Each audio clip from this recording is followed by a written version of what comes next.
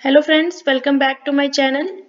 In my last video, we went through the Android basic component, which is activity, service, broadcast receiver and content provider. In this video, I want to cover activity. So we have some functionality in activity that we can implement same in our code as well. You can see here in this video I'm going to cover what is activity, which we already discussed in my last video, but we can see once again here what is activity lifecycle event, how can we communicate between two activities, and how can we send data from activity A to activity B. So come to this point, what is activity? So basically, activity is an application component that provides a screen with which user can interact in order to do something. Suppose I have a login screen and I have a home screen. In login, I have a to edit text and you need to enter username and password. On click of submit or login, you can go to the home screen. So that is activity. Whatever you are seeing in this screen, that is activity. If I am going to present this on the mobile device, so that is called Android activity component. Android activity is the subclass of context theme wrapper class that I'll explain in my code in upcoming video. Now the next is activity life cycle.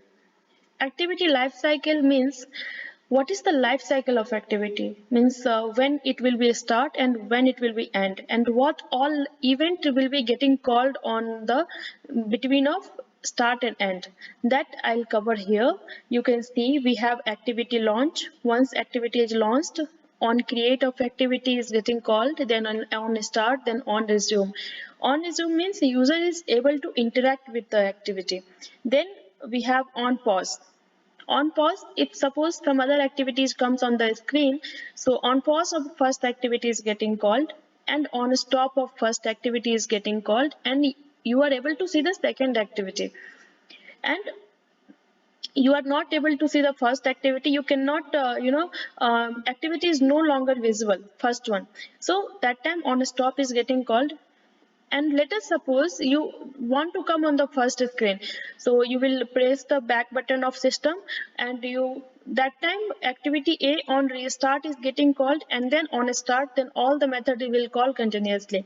And if system finish the activity or destroy the event, so that time on destroy of activity is getting called and activity is shut down. You cannot able to see activity again. And once if you launch, then again it will come here, and on create, on start, on resume, like that it will be getting called.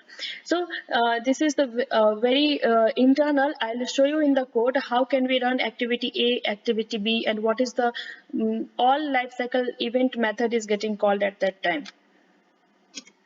Now, one more major, we can say, subcomponent is intent under activity. So basically, intent, as per the name, the dictionary meaning of intent is intention or purpose for doing something. Okay, so it is generally used with start activity method to invoke activity, broadcast receiver, etc. So we have start activity. By using this, we can use intent. Android intent is the message that is passed between components such as activities, content provider, broadcast receiver, service, etc.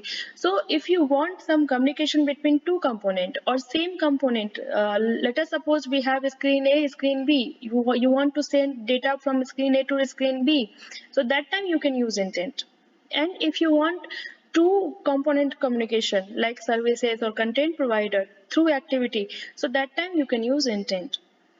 Intent are used to signal to the Android system. Okay, so basically on the OS manner, if you have alarm manager, you have camera intent, you want to open camera from your activity, so that you can do through intent. We have two type of intent. One is implicit and second is explicit intent.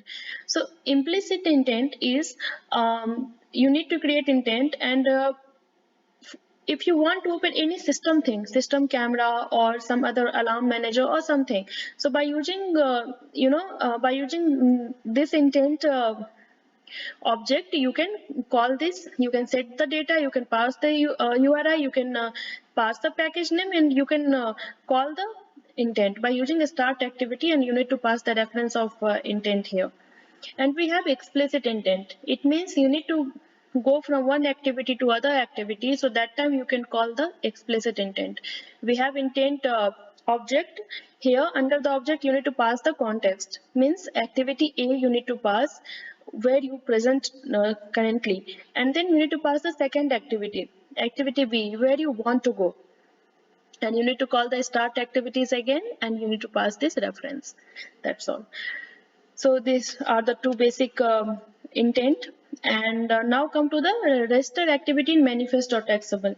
As you know, whatever you are going to write in a component, you need to register in the manifest.xml, or else it will not work. Your application will be getting crashed, and forcefully you need to implement this, or else it will not work. So here activity launch, if you want to launch something, you need to give the activity name, you need to pass the intent filter. Under the intent filter you need to give the action, intent action main, and you need to pass the category, what category you want, launcher, so you need to pass the launcher. And if you have multiple activities, you just want to register, so here you just need to give the name under activity tag, and these all thing is under application tag. Okay, and you need to pass the second activity. So that's all about activity. And in my next video I'll show you in the code how activity is working, what is the life cycle event, how the life cycle event is working. All the examples you will see in my next video. Guys, please like and subscribe my channel, and many more is come in upcoming features, so stay tuned. Thank you so much. Thank you.